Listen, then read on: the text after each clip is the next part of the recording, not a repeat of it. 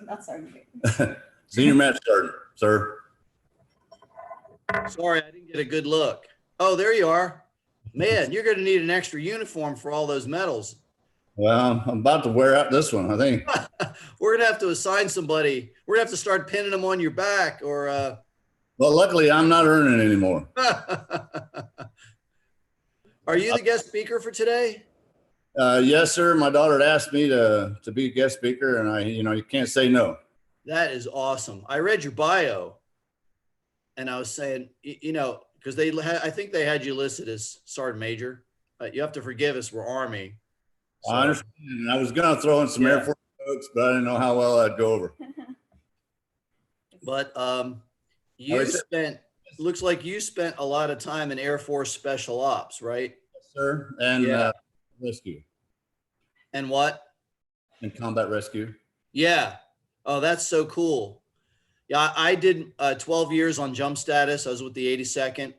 Okay. And because I worked in the support command, which owned all the parachutes, and then I was the division chaplain. So I got to jump with all kind of folks. I actually got to jump with the CCT guys, combat control guys, the Air Force guys, and I would get to jump with the Air Force guys when they were testing out, they're doing their certifications. And I got to jump once with the Army, but I got in trouble for it. I wasn't supposed to. Yeah, I know. You got to get forgiveness rather than permission. But I was down in Panama doing what we called elevators. Okay. Jumping ambassadors. Oh yeah. Yeah. I jumped in Panama in out of a C-123 jungle skipper. Double engine.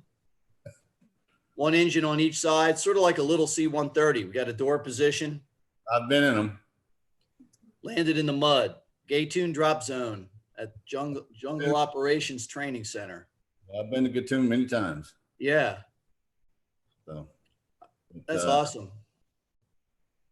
Well, I don't know what you're still active duty though, right? No, what I did is I retired and I teach junior ROTC.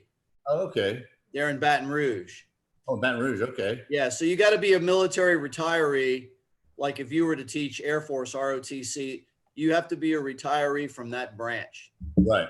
What's cool is, I don't know, you probably got some cool things going on there in Northwest Florida, but they pay you based on your last rank and your time in service continues. Oh, okay. So you'd be paid as an E9 with 1.5 million years in, Yeah. No, I retired 16, 17 years ago. Oh, really? Whoa.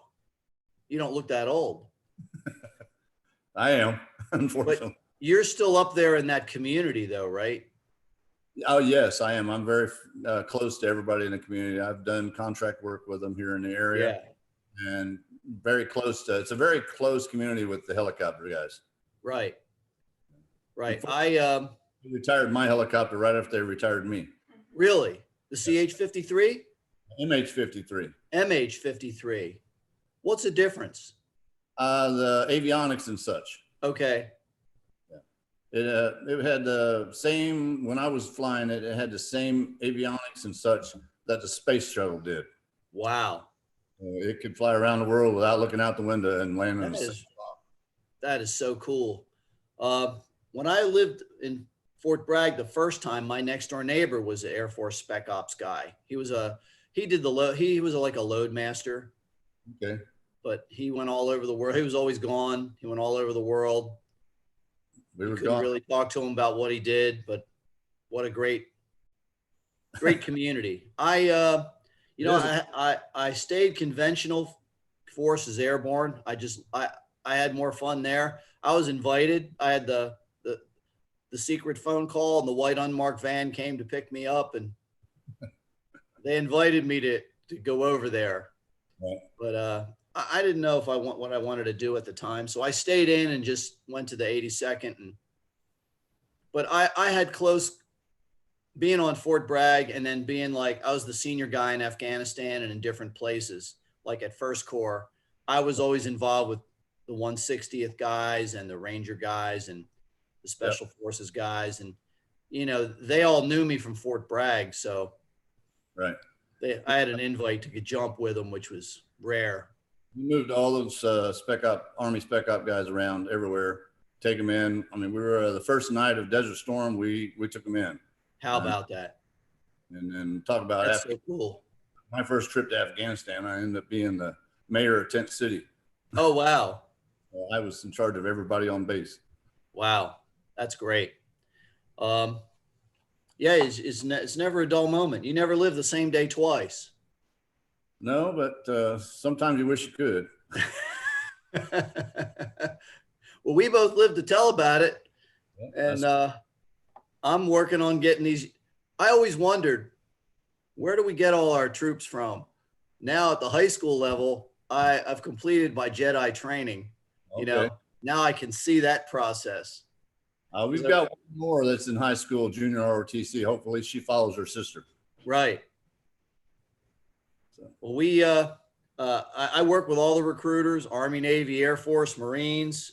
We've had the Coast Guard folks in. I got real smart enough to know how the scholarship programs work. Right. I have several co-workers that were in the military with me that ended up being commandants of junior ROTC and units. Yeah. Well, we're doing robotics. We're doing cybersecurity. I mean, if it's available, we're doing it. So we need future leaders. We do. Hopefully. Yeah. Like your daughter. Yes. I've been on her for years and years and years, and hopefully it's paid off. Well, she's about to, she picked the Army. Yes, because she wanted special ops, and there was no jobs other than pilots. What? But you know, she can always. You think what? I don't know. She can always transfer in, right? Because they're always out there looking for folks. Right. But unfortunately, for females, there's not a lot of special ops opportunities. No. Army has the most. That's what it was. Right. Well, they're developing it, and they realize the females bring a whole nother. You know, they can go into the village. They can interact with the female participants. There's a lot of cool ops for them. Yeah. Are you enjoying this conversation, Battalion Commander? Two old guys. I was yeah. I'm on my phone, sir. Oh, you're on your phone? Yes, sir. Do we have everybody? I think we still got a few more minutes for everybody to get things settled. So I'm going to break and let everybody get ready. All right. Thank you. Nice talking. You're welcome. Good to meet you.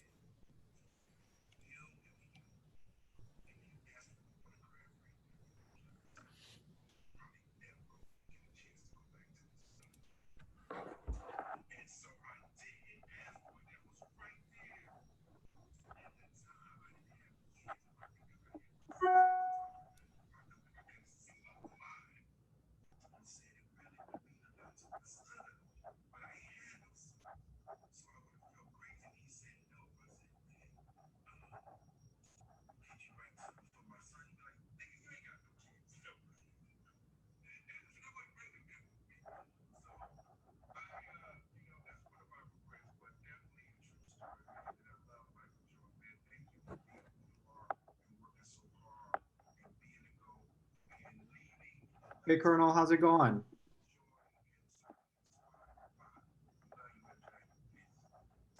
I can't hear you. You're on mute.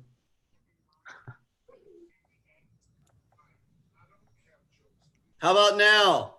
Yeah, I can hear you now. Awesome.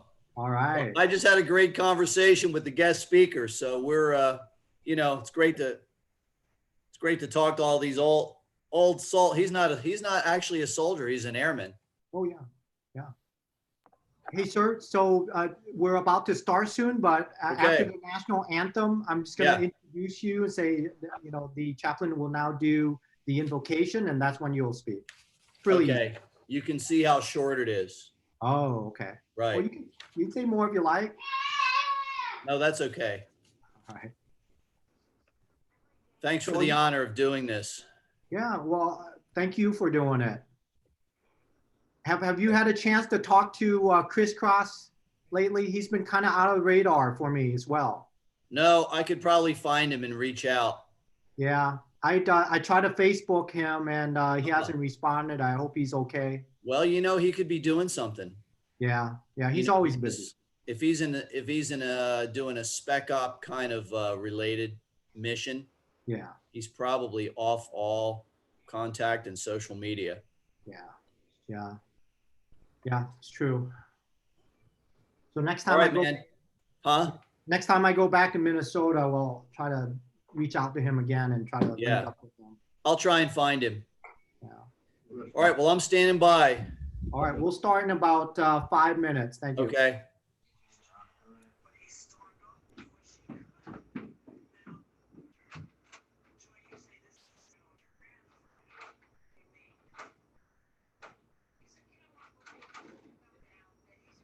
Done it? Yeah. I didn't make sure that it was unlocked. Can we when you go live on the YouTube, it's gonna start playing correctly, sir? It should be live right now.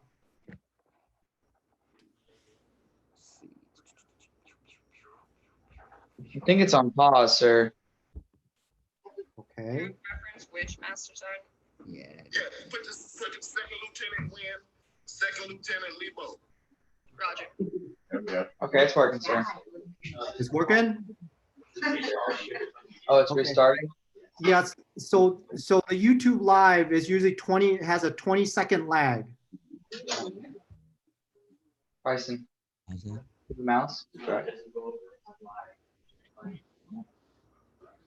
He went to the bathroom. Yeah, I told her to come up this way, but knowing I'm gonna get this. Do you have a preference which master zone? You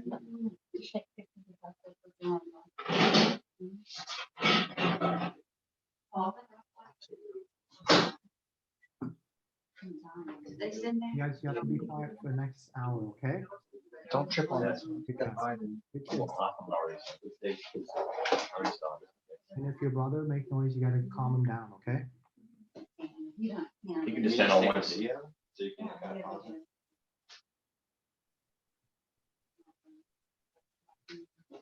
Good. All right, I'm off mute, so I think I'm off mute now, so everything you guys say is gonna be. Starting soon, kid.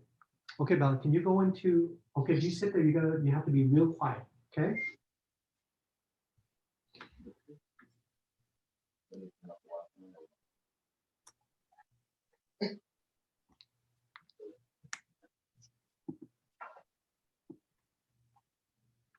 Okay, I got my videos ready.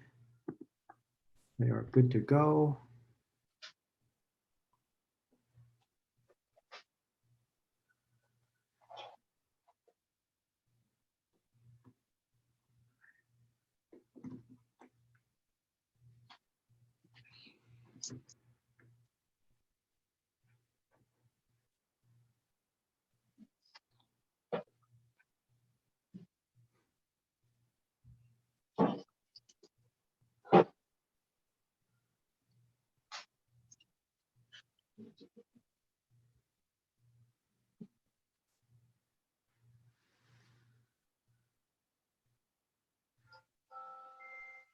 Okay, we're about to start in about a minute. It's gonna be a while. So people know I'm not safe. It's gonna take 10 minutes. Hi, kid. Be quiet, okay? You and Dad.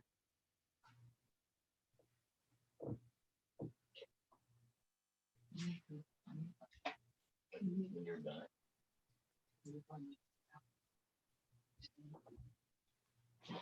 Come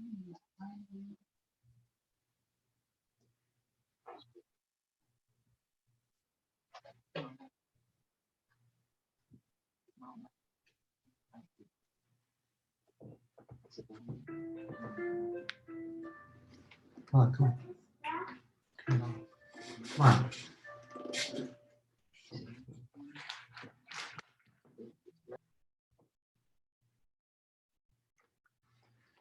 All right, it's 1100. We're going to get started. So if you, all cadets, please have a seat.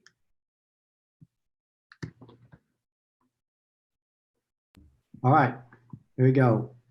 Good morning, ladies and gentlemen, and welcome to the Orleans Battalion Army ROTC commissioning ceremony. Before we begin, I would like to remind everyone to please place their microphone on mute. I'm Lieutenant Colonel Fee, and I will be your host for today's event. At this time, please join me in giving a warm welcome to the commission class of 2020. John Ariada, Caleb Branch, Jacob Broussard, Zachary Gandy, Bertram Janicic, Sarah Liebold, Raheem Nguyen, Helena Palmasano, Austin Reeves, and Olivia Taylor. Please give them a round of applause. All right. At this time, please stand for the national anthem.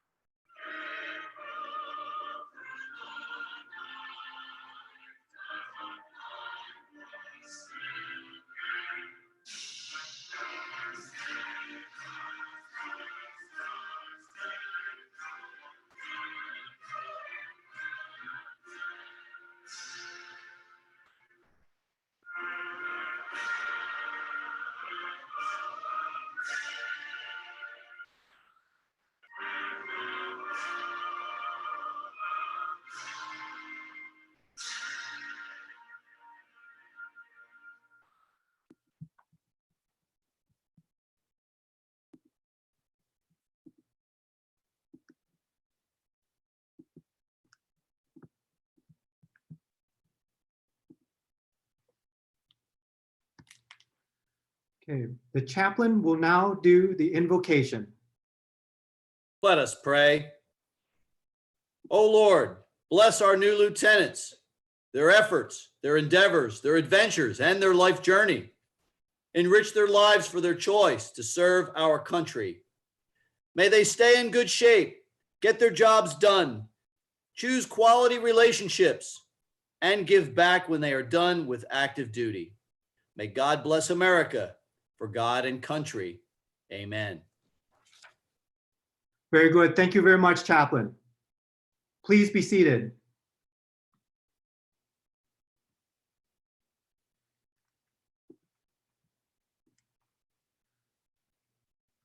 Distinguished guests, ladies and gentlemen, friends, family, and most importantly, our cadets.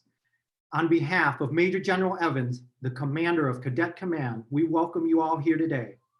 It is truly an honor to have the opportunity to be part of this amazing organization and participate in this commissioning ceremony for 10 of our soon-to-be lieutenants. These young men and women standing here today have proven that they have the determination, talent, and leadership that will continue to make our Army the greatest in the world. They are ready to take on any challenge. Here is my message. Here is the message from our senior leaders.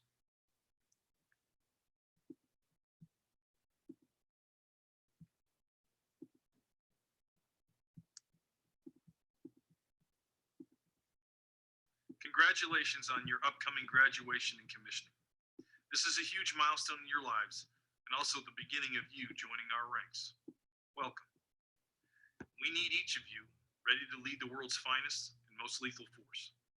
I regret that I'm not able to give you this message in person and that this year commencement and commissioning will be different. But celebrating your achievement differently shouldn't diminish what you've accomplished here, nor tarnish the pride you should feel. What I would offer to you is a single touch point you can always return to, no matter where you may find yourself in life. Tough times don't last, but tough people do. With that said, the circumstances that you find yourself in now won't last forever. To build this resilience, train. Train hard and train often. Train your body to operate under duress, your mind to remain calm in chaos, and your heart to endure hardship. In a short time, you will have the privilege of leading our nation's men and women, and they will look to you as a steady hand at the helm. Serve them well. I am incredibly proud of you. Congratulations on graduation and commissioning, and I will see you out in the field. Congratulations, and thank you for making the decision to join the best team in the world and be part of something bigger than yourself. I want to thank your parents for raising such fine young men and women who have answered the nation's call to service. If you don't remember anything else I said today, I want you to remember two things: people first and winning matters. People first is a philosophy. I believe you take care of your people, your soldiers, your families, and your civilians, and you create a command climate where everyone takes care of each other and treats everyone with dignity and respect, you will have a great cohesive team which will win on any battlefield. And winning matters in the Army is an attitude. When we send the Army somewhere, we don't go to try hard, we don't go to participate, we go to win. That's what the American people expect, and that's what you will do. And that's why winning matters. We are very proud of you. Stay healthy, stay safe, people first, winning matters, and we remain Army strong. My name is Funk, and I'm an American soldier, commissioned as an armor officer through Montana State University ROTC in 1982. Go Bobcats.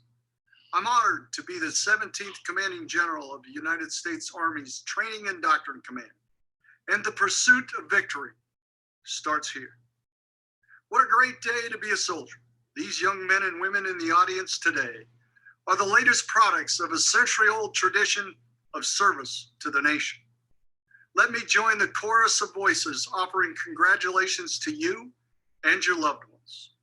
Addressing such a talented group of future leaders is true privilege. Thank you for taking your place in the long and distinguished line of graduates that have answered the call to serve. Welcome to the profession of arms, the most exclusive fraternity or sorority in the world. I always ask two questions of the soldiers and civilians that I meet. Why did you join, and why do you continue to serve? The U.S. Army is the greatest team ever assembled. Teamwork is why I joined the Army. This is America's Army. We all learn and grow together, and we are soldiers for life. I continue to serve because of the people. The Army is a people business, and the Army is not just about people, it is people. One of the fundamentals I have learned in over 40 years of service is this: high standards, positive outlook, and excellence are contagious. Whatever comes your way, remain calm in the storm and never waver. You're a leader now. Your soldiers are watching. It is your leadership that will help us accomplish our mission in the face of COVID-19 or any future adversary. I have no doubt that you will lead our nation through the challenges of the 21st century. You should feel privileged to wear the cloth of our great nation, the jersey of America's fighting team. Leave that jersey in a better place every day. Good luck to you all in your future endeavors. Godspeed, and may God bless these young leaders and our great nation. As I said when I started, my name is Funk, and I'm an American soldier. Thank you. Have a great day. Hello. Let me be among the first to congratulate you on this incredible day. I'm certain that this day is much different than the way you envisioned it. And I apologize that you can't be in a large audience among your friends and additional family members, but it makes it no less important. And I want to make sure that you understand that what you have undertaken, what you have achieved, is going to be important for our nation. You are going to swear an oath to the Constitution and the people that stand behind that to do your duty, to protect our nation against all enemies, foreign and domestic. And right now, we face an unseen enemy. That's why we are conducting your commissioning ceremony in this way. But I know that you're up to the task. I know that you will take the training we've given you and that you will perform your duties thoughtfully and faithfully. I have faith and confidence in you, as do all of our senior Army leaders. And on this day, I want to congratulate you for doing what only 1 out of every 1,000 people in our country ever does, standing up and taking the oath of office to become an officer in the United States military.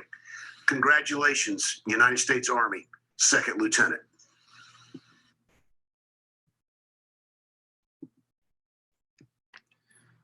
All right. We are honored today to have retired Senior Master Sergeant Philip Taylor as our guest speaker. He was born and raised in Oklahoma City, Oklahoma, where he enlisted at 17 in the United States Air Force. After completing basic military training at helicopter mechanic school in 1978, he was assigned to a helicopter rescue detachment in Tucson, Arizona as a helicopter flight mechanic, where he was personally credited with 22 lives saved. Over his 26+ year career in the Air Force, he was assigned to locations around the world, to include a tour in Panama, 2 tours in England, 2 tours in Korea, and finally Herbert Field, Florida, the home of United States Air Force Special Operations Command. In total, he was fortunate to have visited and conducted operations in over 120 countries. His major operations included Urgent Fury, El Dorado Canyon, Just Cause, Desert Storm, Joint Endeavor, Joint Forge, Uphold Democracy, Enduring Freedom, and Iraqi Freedom. His major commendations include the Distinguished Flying Cross, Meritorious Service Medal, Air Medal, Aerial Achievement Medal, Joint Service Commendation, Air Force Commendation, Joint Service Achievement Medal, Air Force Achievement Medal, and the Air Force Outstanding Unit Award with Valor.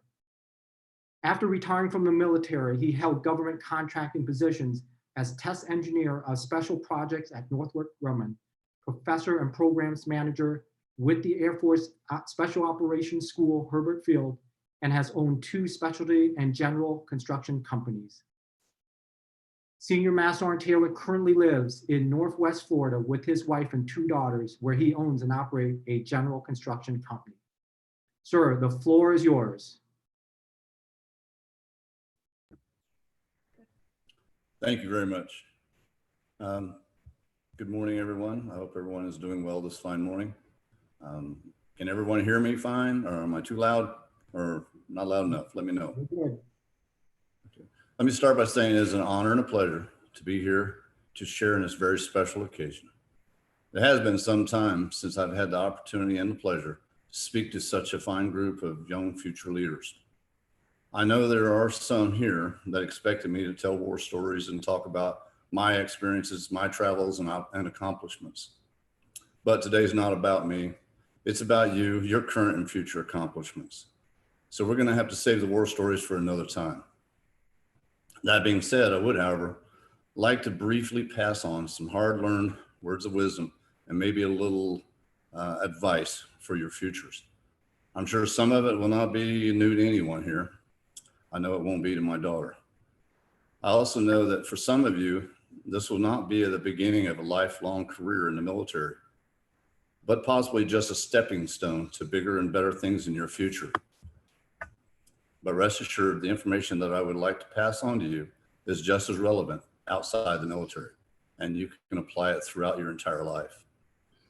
You all have the opportunity to experience and learn many new things, exciting things throughout your lives, some good, some bad, some easy, some hard. Throughout my life, I have learned many things, some the hard way, obviously, and I have found several that have led me to a lot of my success. One being the thirst for knowledge. You should never stop learning. knowledge is the primary key to success. Make it a point in your life to go out every day with the intent to learn something new and exciting.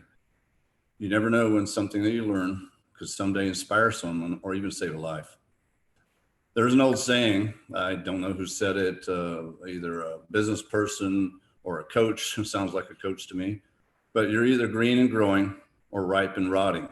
Just like nature, you're either growing or dying. Which one do you want to be and for how long? This principle applies to your personal development, your careers, or your just everyday life. Never think you know it all. There's always something else to learn. One of the other areas that I found is critical to success is communication. Just like knowledge, don't think you know it all. Whether it's speaking, writing, or nonverbal skills, there's always ways to improve your communication skills. For most, like myself, being able to properly communicate your knowledge, thoughts, and feelings is probably the hardest skill to master.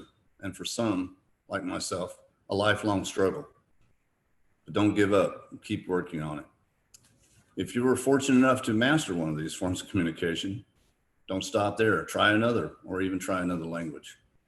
Remember, good communication skills can help improve your self-confidence and is one of the most admired skills among others.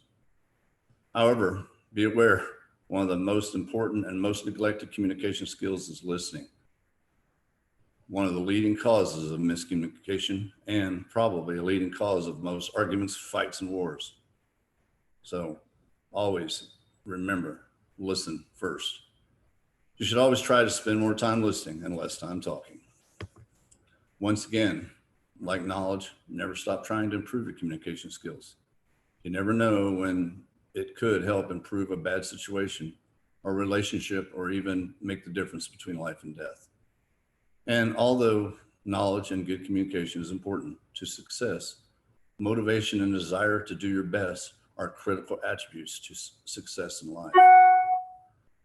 I myself would prefer someone over a good motivation with with good motivation over knowledge any day. You can always teach knowledge. You can always teach motivation. Now, don't forget, while you're doing all this learning and hard work and self-improvement, don't forget to have some fun. You should appreciate the time you have to be with family, friends, and loved ones. You never know how much time you'll have with someone.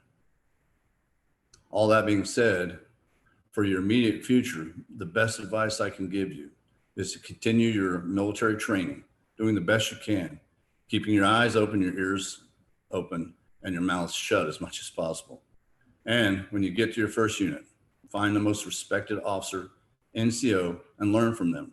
Earn their respect, and when you do, others will respect you. And remember, although you're officers, don't think your enlisted personnel are stupid. In today's military, a lot of your enlisted have degrees that match or rival yours. Trust them or treat them with respect, and they'll treat you with respect. With that, I would like to say again, it's been my honor to be here, and congratulations on your momentous accomplishment. And I wish you many more. Thank you. All right, thank you, sir. All right, at this time, everyone please stand. We will now transition to the administration of the oath of office and swear in our newest officers.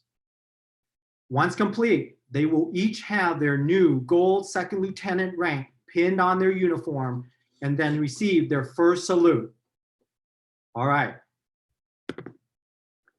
Today's oath of office will be administered. Lieutenants, raise your right hand and repeat after me. I state your name. Do solemnly swear that I will support and defend the Constitution of the United States against all enemies, foreign and domestic, that I will bear true faith and allegiance to the same, that I take this obligation freely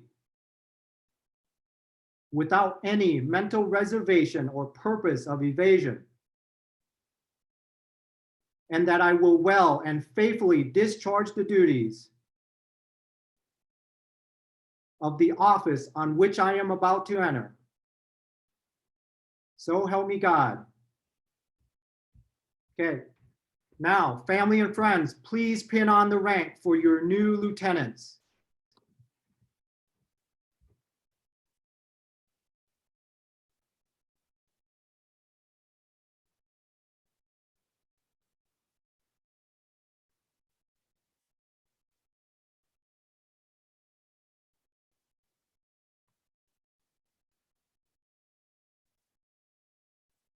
All right, lieutenants with an NCO at your location, you will now receive your first salute from an NCO.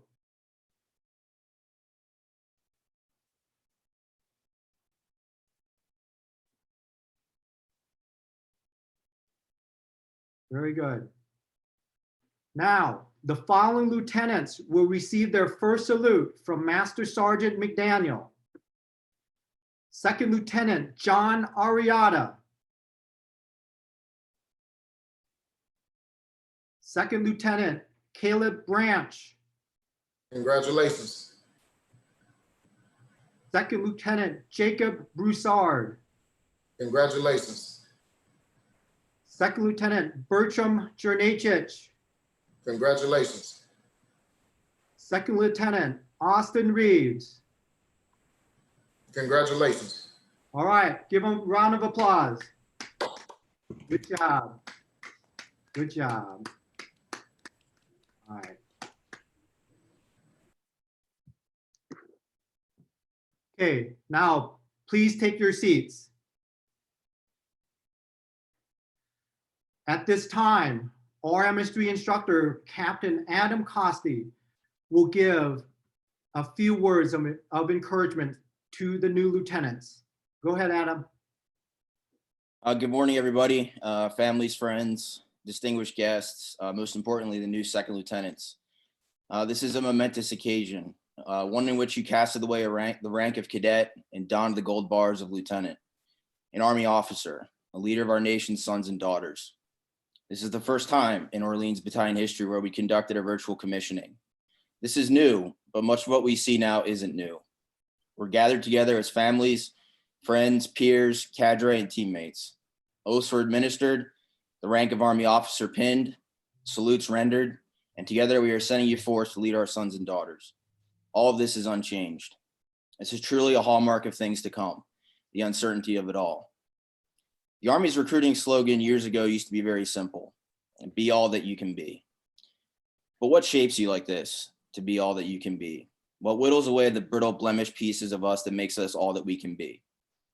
It doesn't just happen. There is a process, a refinement, a forge. Truly, the hardest steel is forged in the hottest furnace, and what melts away the imperfections and got us to be the best versions of ourselves. Because this version isn't found on the couch. It's not created in safe spaces, and it can't be made in our zones of comfort. Today pretends things to come. In front of you awaits uncertainty, rigorous physical and mental challenges, and a difficult life, a military life. None of you chose this because it was going to be easy. Very little is guaranteed. Things can change at the last minute, and there's always a storm around the corner. But you, the storm is not your concern. Welcome it, because it refines you, makes you tougher, makes you stronger, makes you more resilient. It makes you better able to lead your soldiers. It shapes you to make all you can be and be all that you can be. But when that storm ever comes, it's not about you. What matters is how you prepare and protect your soldiers. Train them to thrive, shield them, protect them. That is why we wear the rank that we do. Welcome to the brotherhood and sisterhood of Army officers. Welcome to the profession.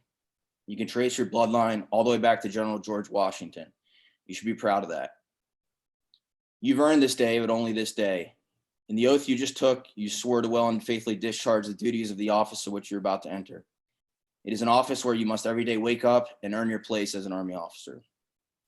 You're given a power and authority to lead and serve soldiers. That is what your rank is for. Never forget that.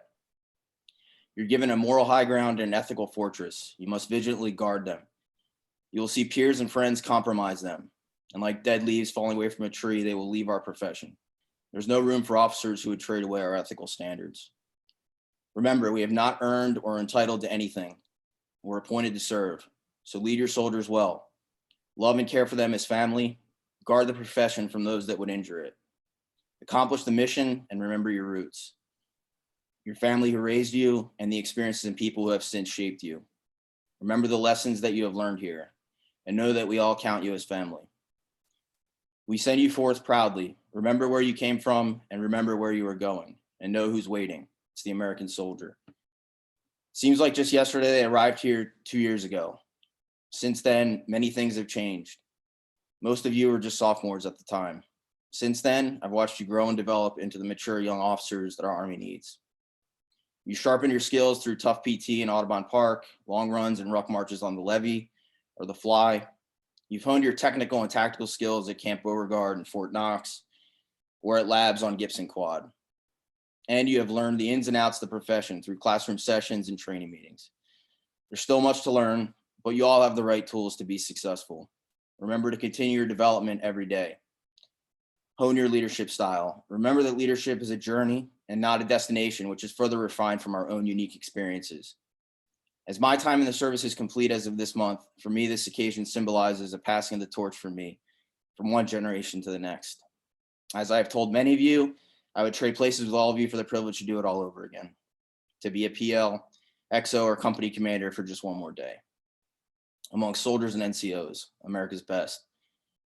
Cherish those times, for as tough as they will be in the moment, the memories and friendships will last forever, and you will one day miss them.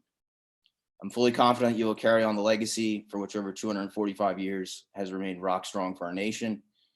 And I'm proud to say that I had a small part in the development of each of you. Thank you, good luck, and stay in touch. Excellent. Thank you very much, Adam. Give him a round of applause. He's done a lot for our program.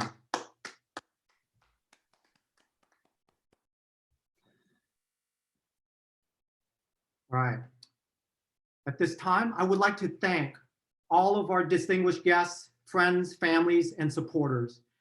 We all live in the greatest country in the world where freedoms are protected, liberties are cherished, and brave men and women stand up every day to defend our values. Thank you to everyone who is here today to watch our newest professionals join the ranks of so many before them, to be a part of this long-standing family of professionals at arms. It's been an honor to serve as your professor of military science. Good luck to you all on this exciting endeavor. Now, let's stand for the Army song.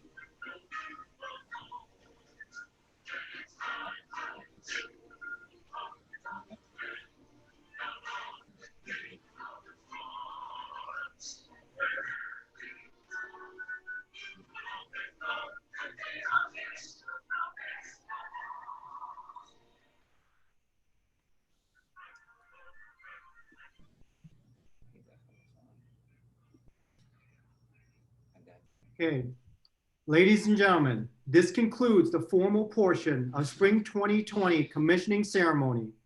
Thank you for your attendance. Have a great day and be safe. We're signing off. All right.